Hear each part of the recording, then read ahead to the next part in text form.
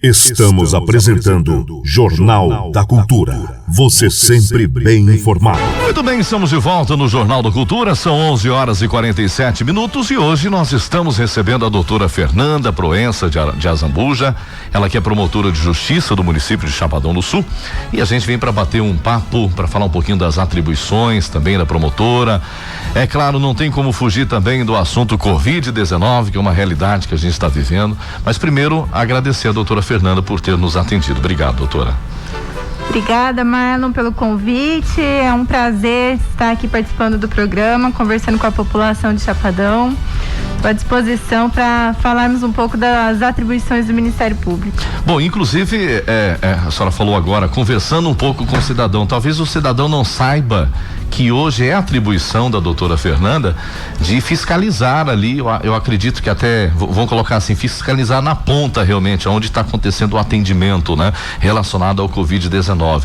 Às vezes as pessoas acabam utilizando outros canais e esquecem que a promotoria está ali para também atender nesse sentido, né? A fiscalização quanto ao Covid. Conta pra gente como que é atribuído então à promotoria esse tipo de fiscalização, doutora. Muito bem. Para começar, é importante esclarecer que eu sou titular da 2ª Promotoria de Justiça, então eu tenho atribuição civil e criminal para atuar perante a 2ª Vara de Chapadão do Sul e também atuo de forma especializada na tutela do meio ambiente, do urbanismo, da pessoa com deficiência, da criança e do adolescente, dos direitos constitucionais do cidadão, onde se encaixa a saúde pública, né, entre outras questões. Em relação ao Covid, nós temos instaurado na Promotoria de Justiça um procedimento administrativo que eu instaurei no ano passado. Nesse procedimento, ele acompanha as ações de enfrentamento ao Covid. Então, lá são registrados todas as intercorrências havidas no município de Chapadão do Sul e Paraíso das Águas também, porque também sou responsável por lá. E estamos no momento acompanhando as notícias, né, e os dados oficiais publicados referentes à remessa das vacinas para o município, aplicação de vacinas. E quando as pessoas fazem denúncia, hoje nós temos um canal muito facilitado de denúncia por meio da ouvidoria, que pode ser pelo telefone 127 ou então pelo próprio site. 127. Isso. Fácil assim, então. Facinho. Muito bem. Ou então pelo próprio site, mpms.mp.br. Esse é o portal do Ministério Público e lá nós temos um campo chamado ouvidoria, em que é possível qualquer cidadão do povo informar uma denúncia, anexar documentos, fotos, vídeos que comprovem aquela denúncia. Tudo de maneira online, não é necessário procurar a promotora pessoalmente, então. Isso. Quem quiser ir à promotoria, nós tivemos por um período os atendimentos suspensos, certo, por uma resolução do nosso Procurador-Geral de Justiça, mas agora nós já estamos com esse atendimento retomado, então também é possível procurar a promotoria no período da tarde. Nosso expediente está apenas à tarde, agora em razão da pandemia.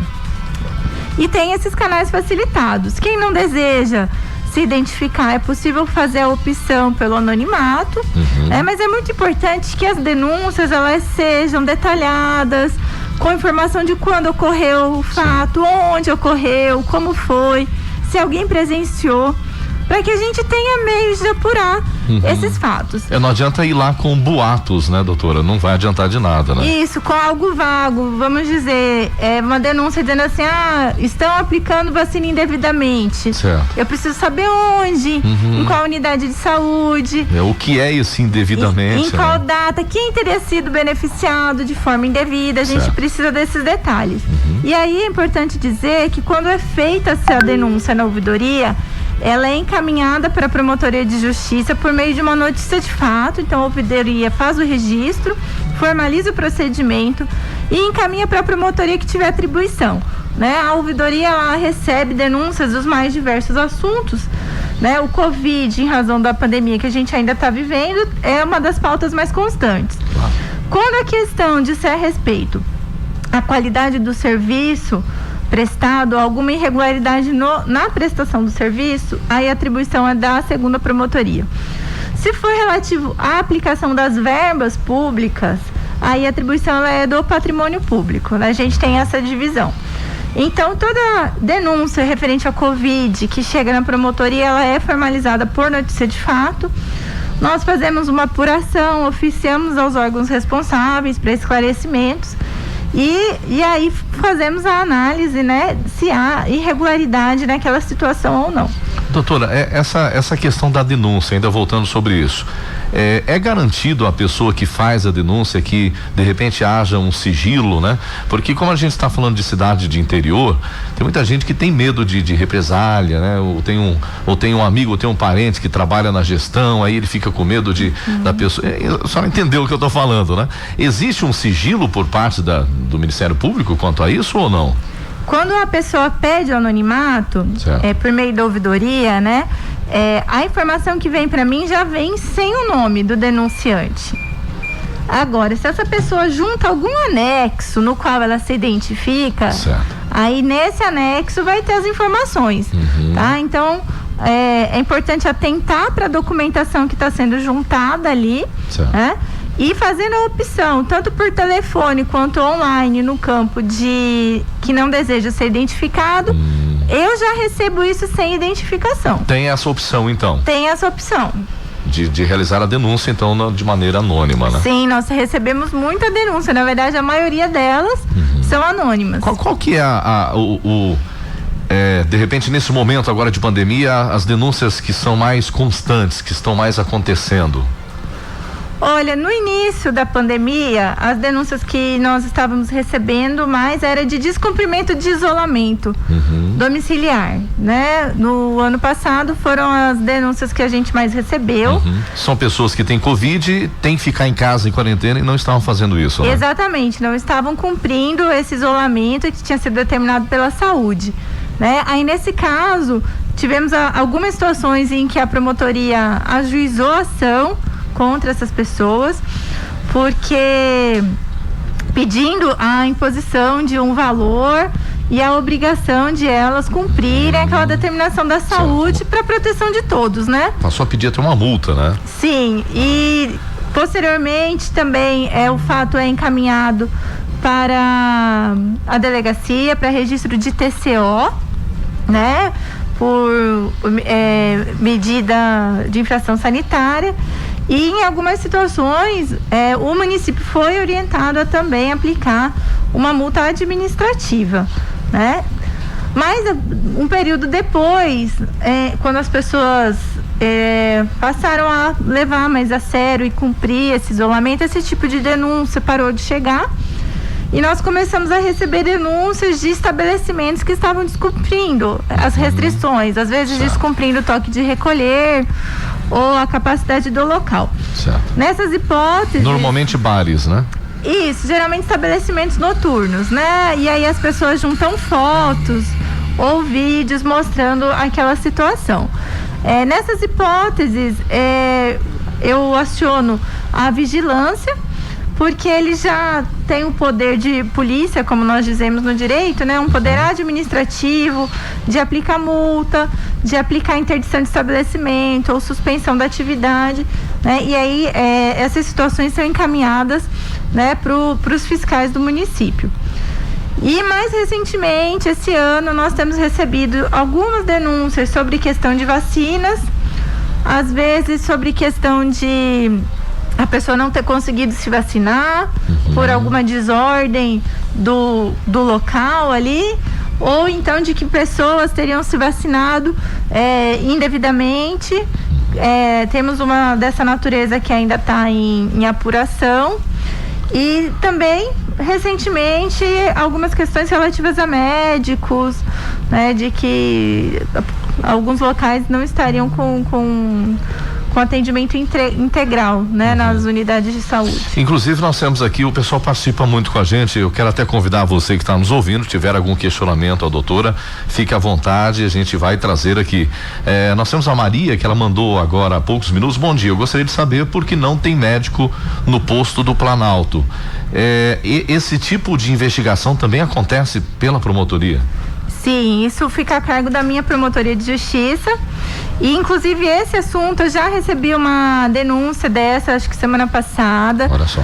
Sobre a falta de médicos, né, nas unidades de saúde. E essa semana a secretária de saúde inclusive me procurou para expor a dificuldade que o município está tendo em contratar profissionais médicos. Faltam profissionais, né? Faltam profissionais. Essa dificuldade, até pela alta demanda que a gente está vivendo, né? De recurso humano qualificado da área de medicina, mas eles já comprovaram documentalmente que estão fazendo todos os esforços possíveis para preencher o quadro. Então, enquanto esse quadro não é preenchido, que ele sofreu o quadro de profissionais médicos do município teve uma perda em razão de médicos que se desligaram, né? E aí enquanto essa reposição não é consumada, tá havendo digamos assim, uma adaptação da escala, né? De forma que o atendimento ele tá meio período em algumas unidades. Obviamente isso não é o ideal, não é o desejado, né? Não é o correto, mas diante da justificativa que o município já apresentou, foi concedido um prazo para eles regularizarem isso, né? Então nós esperamos que até o próximo mês essa situação já esteja sanada. E aí, se não estiver, ou se o Ministério Público entender que está havendo alguma negligência do município em viabilizar essas contratações, aí nós adotaremos outras medidas. Bom, tem mais um questionamento, e eu gostaria de até aproveitar o gancho. Ela pergunta o seguinte, ela diz: no posto Subipiruna também não tem médico, e quando tem, as vagas são muito limitadas. Eu gostaria até de ressaltar que a Rádio Cultura é um meio de comunicação, a gente traz as reclamações, nós temos o Boca no trombone, enfim, a gente consegue levantar essas situações, mas a denúncia de fato, ela tem que ser feita para alguma instituição, seja ali a promotoria, né? Ou seja a ouvidoria do município, enfim. Então é importante, eu só quero ressaltar, viu, gente, que a gente está aqui para ler as participações, para levantar esses assuntos, mas a reclamação de fato faça no 127 ou faça ali no mpms.mp.br, né? De maneira totalmente online, coloca ali a sua reclamação, explica, quanto mais detalhes melhor, né, doutora? É importante isso, porque não adianta só o pessoal reclamar na rádio, porque a gente não tem poder de solucionar isso, né? A gente levanta o assunto, né? Então é importante que as pessoas vão nos canais específicos, né, doutora? Exatamente, Marlon, e frisando a importância de se detalhar essa denúncia, né? Então, tomando por exemplo a ouvinte aí que encaminhou o WhatsApp, informar que no dia tal, do dia 10 do mês de junho, ela esteve no SF de tal bairro, né? E em tal horário, e lá não havia profissional médico. Porque aí como é que nós vamos apurar isso? Nós vamos pedir a escala de trabalho daquela unidade, verificar se naquele dia tinha médico escalado. Se não tinha, saber por quê. Se tinha, ouvir esse profissional, saber se ele prestou o serviço, verificar a ficha de atendimento dessa data. Então, quanto mais específico, mais elementos nós temos para apurar a procedência ou improcedência da denúncia. Certo. Não há uma garantia também que você reclamou vai ser solucionado. De repente algo aconteceu, né? Ou seja, também situações inverídicas, né? De repente alguém fez uma denúncia ali que na hora que a promotoria foi analisar, investigar, aquilo não aconteceu. Isso acontece também? Acontece, nessas hipóteses, a gente arquiva o procedimento quando não fica demonstrada a procedência da denúncia, não se verifica a irregularidade na prestação daquele serviço. Ou às vezes naquele momento que foi narrado ali na denúncia, às vezes até ocorreu uma falha do serviço, mas ela tem uma justificativa plausível, né, provada por documentos ou por outros meios, que a gente considera sanada se depois ela volta à normalidade, né? Então existem hipóteses sim em que esse procedimento ele é arquivado. E o que a gente busca sempre é solucionar o problema, né? Como essa questão dos médicos, o que a gente busca, e já temos feito contato com a pasta responsável do município, é para regularizar a prestação do serviço, né, de saúde, no caso. Bom, são 12h02 agora. Eu vou falar de outras atribuições da doutora também, mas vou pedir um intervalo rapidinho. A gente retorna já, porque eu vou falar contigo sobre o projeto Paralelas, né? E também sobre o Preservágua, é isso? Preserve água, né? É Preservágua mesmo. Preservágua mesmo. Sim. A gente vai detalhar por aqui, porque é a primeira visita que a gente tem da doutora Fernanda nesse ano. Eu espero que de muitas, né? A gente quer realmente aproximar a promotoria do cidadão, porque fica meio confuso. Eu tenho certeza que tem muita gente que não sabia que a promotoria era um local de denúncias, né? De tais situações do Covid-19. Fica aí a dica para você que de repente tem alguma reclamação, alguma denúncia importante, detalhe, procure o 127 ou vai no site lá, MPMS, que significa Ministério Público Mato Grosso do Sul, né? Então, mpms.mp.br. Eu peço licença rapidinho, doutor, a gente vai pro intervalo e a gente retorna para continuar falando aqui, tudo bem? Intervalo, a gente já estaremos de volta. Você está ouvindo Jornal da Cultura. O Jornal da Cultura tem o apoio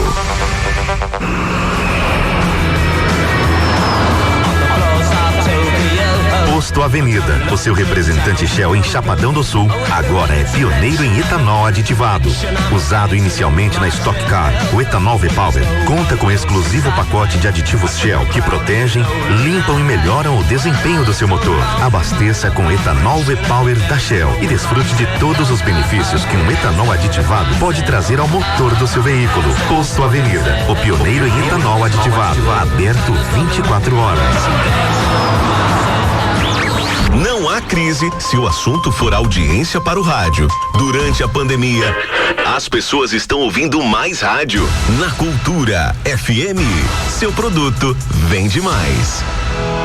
Nunca foi tão fácil agendar seu exame de ultrassonografia. A Centro-Med atende você de segunda a sábado e dispõe do agendamento de exames através do WhatsApp 67 99698 9466 ou ligue 3562 4464. Exames de ultrassonografia abdominal superior ou total, sistema urinário, mamas, obstétrica morfológica e com Doppler, ultrassonografia 3D e muito mais. Estamos localizados na Avenida 16, número 761. Entre em contato 99698-9466. Centro-Med, medicina de precisão.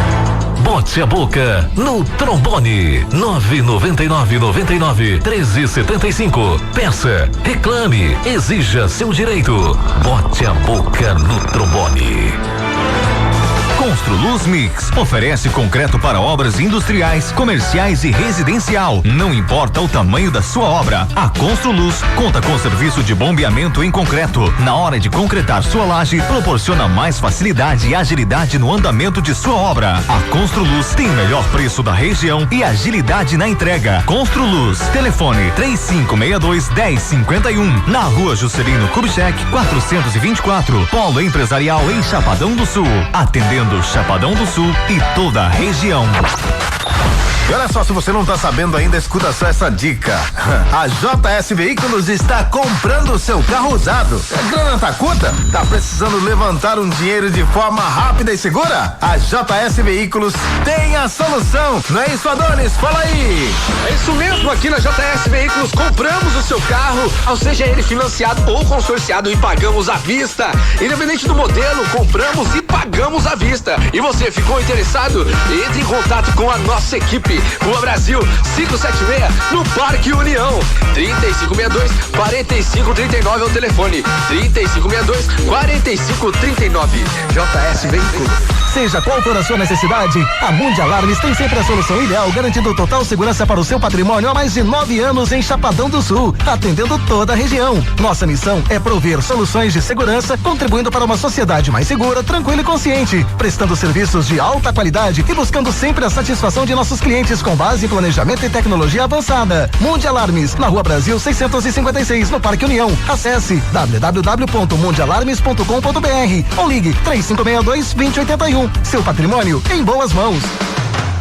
com uma estrutura própria invejável. Atualmente conta com aproximadamente 90 sócios ativos e possui uma diretoria com 22 membros atuantes. O Sindicato Rural de Chapadão do Sul é um dos principais parceiros das entidades sociais do município, cedendo suas instalações para a realização de diversos eventos beneficentes, além de realizar há mais de 2 décadas a Expo Sul, Exposição Agropecuária e Industrial de Chapadão do Sul, um dos maiores e mais tradicionais eventos da região. Dentre as ações desenvolvidas pelo Sindicato Rural estão a promoção de cursos e treinamentos de mão de obra rural nas mais diversas áreas de interesse do produtor rural, por meio de convênios com instituições como Senar, Fama Sul, AproSoja e Fundação Chapadão.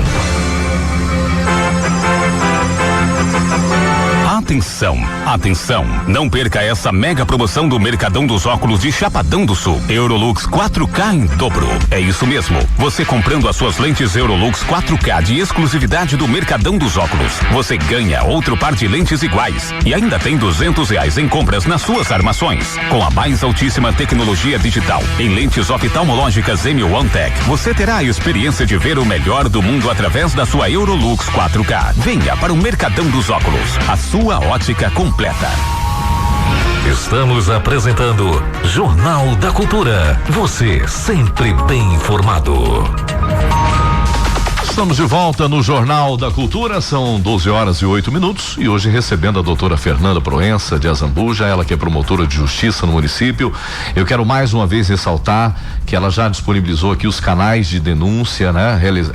Referentes ao Covid-19, que eu acho que é o assunto do momento, mas é claro, outras situações também que ela responde na pasta, digamos assim, como uma atribuição da promotoria de justiça, né? O 127 que você pode ligar através do seu telefone ou ainda o site mpms.mp.br, ali você pode inclusive estar anexando provas, né? Explicando com detalhes qual é a sua denúncia, né? Doutora, nas suas atribuições eu tenho ali proteção do meio ambiente, habitação, urbanismo, patrimônio histórico, é uma trabalheira danada, né? E agora, recentemente, a doutora Fernanda, ela foi designada para exercer a função de supervisora de planejamento e gestão estratégica do Ministério Público de Mato Grosso do Sul. Conta pra gente o que significa até pra sua carreira, né, essa situação agora. Como dito, né, Marlon, nós temos ali várias atribuições aqui na promotoria, segunda promotoria de justiça de Chapadão do Sul. Então, além da atuação civil, que é nos processos de guarda, de divórcio envolvendo crianças, né, menores de idade, interdição, envolvendo incapazes, melhor dizendo, né, interdição. Também na atribuição criminal, então assim, todos os feitos criminais distribuídos à segunda vara, os inquéritos policiais, são remetidos à minha promotoria para oferecimento de ação penal, né, ou arquivamento, conforme a situação. E as atribuições especializadas são essas, né, na defesa da infância e juventude, meio ambiente, urbanismo, direitos constitucionais do cidadão, pessoa com deficiência. São vários assuntos em que o Ministério Público atua de forma coletiva, né? A intenção é que a gente atue na defesa do interesse da sociedade. E, eventualmente, quando há uma situação de risco do idoso, da pessoa com deficiência ou da criança, do adolescente, aí nós podemos atuar. Mas isso em situações forma individual. Exatamente, isso que eu perguntaria. Aí nós atuamos de forma individual quando há uma situação de risco, que isso significa violação de algum direito. Não quando há um interesse patrimonial, vamos dizer, não pode ser para cobrança de uma dívida, entendeu? Tem que ser para violação de um direito. Então, uma criança que não está tendo acesso à educação, ou não está tendo acesso à saúde, ou então está sofrendo negligência, omissão dentro de casa com os pais ou responsáveis e precisa da intervenção do poder público, né? A situação de um idoso, até esse é o mês de conscientização da violência contra o idoso, e cabe aqui dizer que na tutela da pessoa idosa eu tenho visto na promotoria muitos casos em que os filhos estão sendo negligentes no cuidado com pais idosos. Só em Chapadão do Sul. Em Chapadão do Sul, a assistência social, às vezes essas denúncias chegam até mim pela assistência social ou pela saúde, que em visita domiciliar verifica que o idoso encontra-se com lesões no corpo, mal higienizado, desnutrido. né? E muitas Mas essas lesões seriam dos familiares, de repente, batendo nos idosos? Seria isso?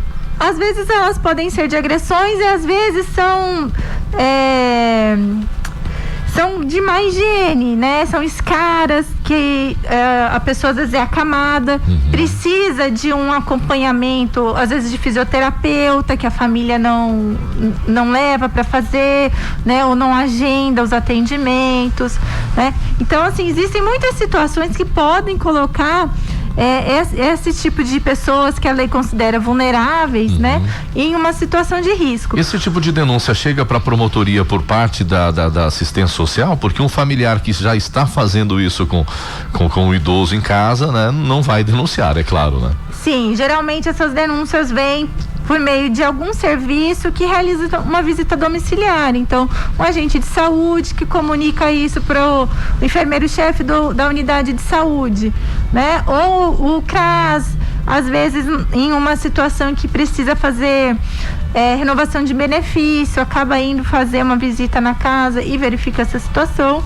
ou até mesmo vizinhos, né? Os familiares omissos nunca são interessados em fazer a denúncia, mas às vezes o vizinho vê alguma situação que acha que não está correta, que pode estar colocando em risco aquela pessoa, né, que está numa situação vulnerável, acaba acionando o Ministério Público também.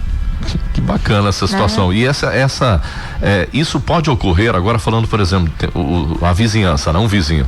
O vizinho também pode procurar, pode ligar, pode denunciar através do 127 ou do site também, pode explicar, olha, do lado aqui, eu acho que está acontecendo alguma coisa errada, né? O senhor tá chorando, enfim, tem essa situação também. Tem essa situação e aí nessas hipóteses, aciona a promotoria, nós vamos pedir uma visita domiciliar no local, seja da assistente social da promotoria ou da própria equipe da assistência social, a depender da gravidade da situação, né? Para verificar se aquele idoso está passando por algum tipo de negligência, né? A gente verifica junto à saúde se ele tem comparecido para consulta, se tem alguma coisa pendente, algum exame que deveria ter feito e não fez, né? Então a gente faz esse levantamento junto aos órgãos públicos que realizam atendimento diretamente à pessoa para constatar se há ou não a negligência. E muitas vezes sobre esse assunto a gente tem que pontuar que o que a gente verifica é um conflito familiar, né? Às vezes é um conflito entre irmãos porque não querem ter essa responsabilidade, né, de cuidar às vezes de uma pessoa idosa, acamada, ou quer cuidar, mas acha que já pode antecipar uma partilha de inventário, e a gente tem que dizer que a herança não se transmite em vida, né? Então muitas vezes essas situações têm pano de fundo um conflito familiar, né, ali um desencontro familiar. E aí a assistência social é uma grande parceira para solucionar essas questões, porque a gente tem o papel de sensibilizar, né, esses familiares de que eles têm que estar atentos ao bem-estar do idoso, né? Essas outras questões têm um momento certo de ser discutido, a via correta, né, judicialmente para ser discutida, né? Enfim. E respondendo a tua pergunta sobre essa nova designação que eu tive esse ano, esse é um setor do Ministério Público que se ocupa do planejamento estratégico da instituição. Então, o Ministério Público, ele tem um planejamento estratégico que significa, dentro de todas as nossas áreas de atribuição, que são essas que eu mencionei, né, da minha atribuição, e outras que aqui em Chapadão são atribuição da primeira promotoria, como o patrimônio público, a curadoria de fundações ou a defesa do consumidor. Todas as áreas de atribuição do Ministério Público, elas estão nesse planejamento. Nós temos um planejamento a longo prazo de 6 anos, com as principais ações que a gente deveria realizar dentro de cada tema, e temos planejamentos a médio prazo e a curto prazo. A curto prazo é o plano geral de atuação, em que cada promotor tem a autonomia para definir, dentro daquelas ações já eleitas como prioridade institucional, as que ele vai se dedicar naquele ano, entende?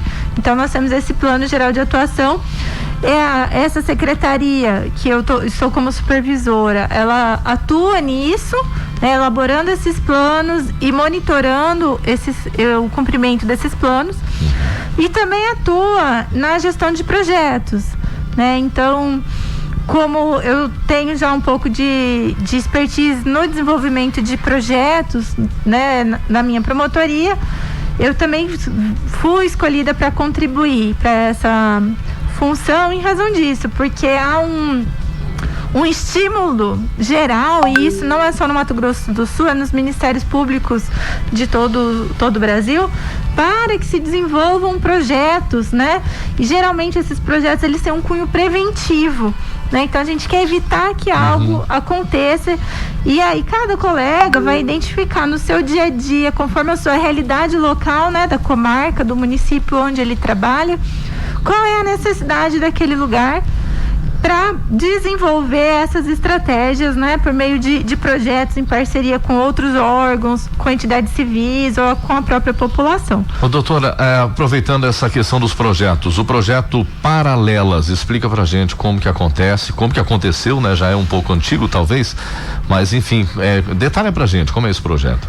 O projeto Paralelas, ele começou na comarca de Rio Verde, quando eu era promotora lá, no ano de início de 2015, e ele surgiu da necessidade de se realizar um trabalho que fosse capaz de provocar uma transformação na percepção de mundo dos homens agressores, né? O termo correto é até autores de violência doméstica.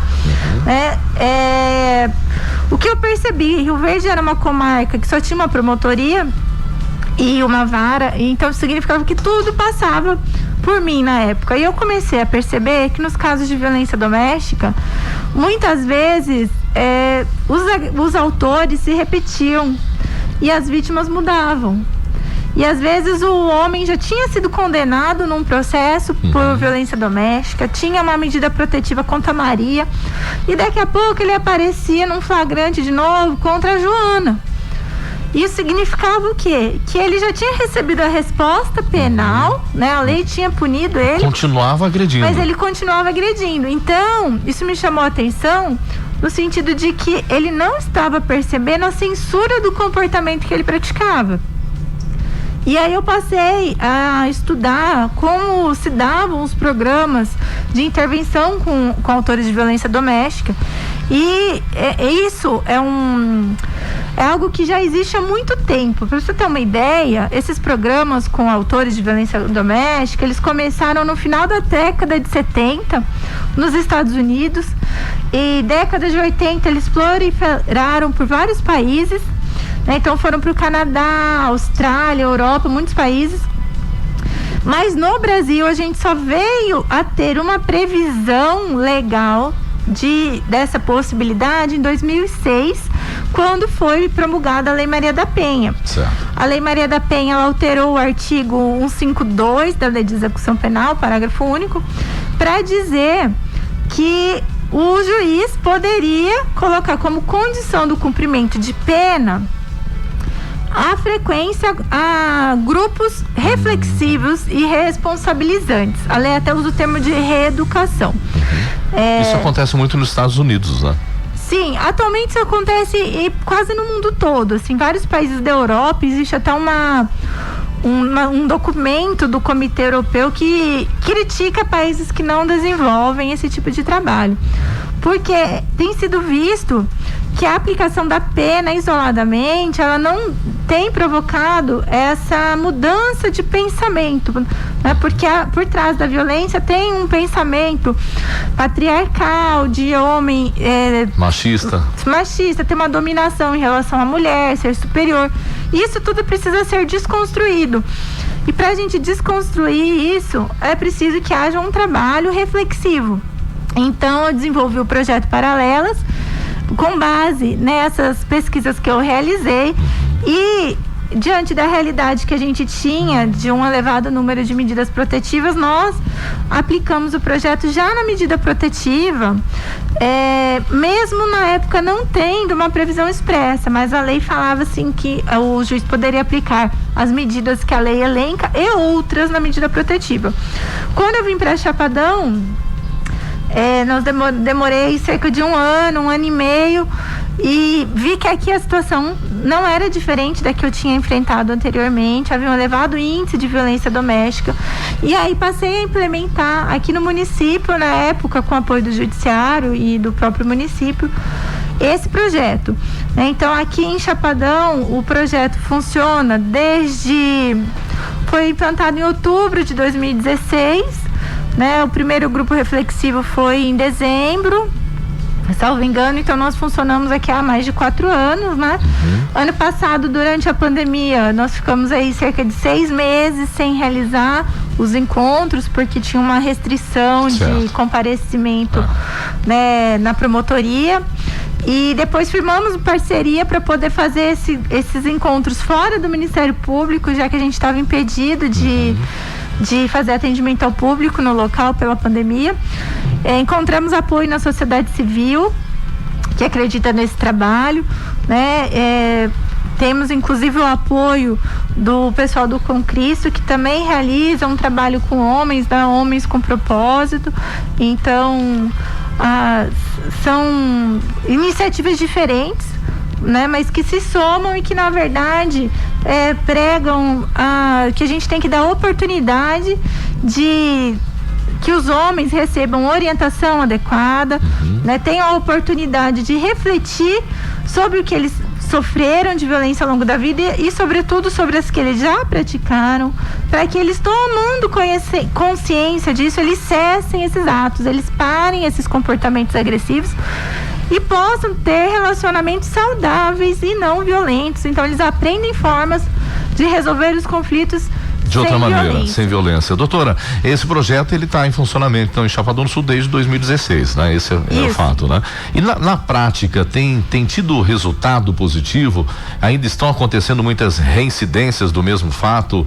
Enfim, realmente está sendo positivo na prática? Excelente a sua pergunta, Marlon, porque isso é o que faz o nosso projeto continuar. A média nacional de reincidência, ela gira em torno de 65% a 75%. Em Chapadão, nesses mais de 4 anos que nós temos o projeto e temos todos os dados lançados na internet, acesso público, né, transparente, nós estamos com a reincidência de menos de 2%. É 1,2%, 1,3% a nossa reincidência. Isso demonstra que depois de passar pelo grupo, né, os homens eles não estão praticando novamente agressões contra a mesma companheira ou contra outra, né, de modo que está sendo bastante efetivo e o resultado nos anima bastante a continuar. Ou seja, está funcionando, né? Sim. Tem que continuar acontecendo. Tem funcionado, por isso que a gente se dedica a que ele continue ocorrendo. E aí, sobre isso, vale dizer que ano passado a Lei Maria da Penha, ela sofreu uma alteração que passou a prever expressamente a possibilidade de o juiz obrigar o agressor, em sede de medida protetiva, a frequentar esses grupos, que era o que nós já fazíamos. Né? Então essa lei veio... Então é obrigatório agora. Veio confirmar o acerto do que a gente já realizava. Agora tornou obrigatório esse comparecimento do agressor a grupos reflexivos. Doutora, mas quando era facultativo ainda, não era obrigatório, o agressor, ele ia aos encontros ou não? Então, a lei não colocava como obrigatório, mas uma vez que constasse na decisão do juiz, era obrigatório que ele comparecesse. E eles comparecem e compareciam antes também. Às vezes em que eles não compareciam, muitas vezes é porque mudou do município, ou arranjou algum trabalho fora, né? Ou às vezes acabou sendo... enfim, não acabou sendo mais localizado. Essas são as situações em que eles não comparecem. Mas Doutora, infelizmente a gente está no final do Jornal do Cultura, a gente ficou muitos assuntos ainda para trás. Eu quero já convidá-la para que a senhora possa voltar no próximo mês, pode ser? A gente agenda uma outra data para continuar trazendo informações. Os elogios foram muitos no WhatsApp, inclusive registrar que a Meire falou o seguinte, falou, que promotora fofa. Ela, que promotora mais fofa, ela explica muito bem, amei. A fazenda, ela que está lá em Aporé, né, Meire? Obrigado pela sua audiência. Nós temos aqui, enfim, pessoal participando, não vou ter como ler, que a gente já está no final. Mas obrigado, doutora Fernanda, a gente está à disposição e vamos marcar uma próxima oportunidade para a gente continuar conversando. Obrigado. Vamos marcar sim, Marlon, eu agradeço a oportunidade, foi um prazer estar com vocês e estou à disposição para tratarmos de outros assuntos em outras oportunidades. Tá certo, a gente vai aguardar a senhora aqui. Cultura FM.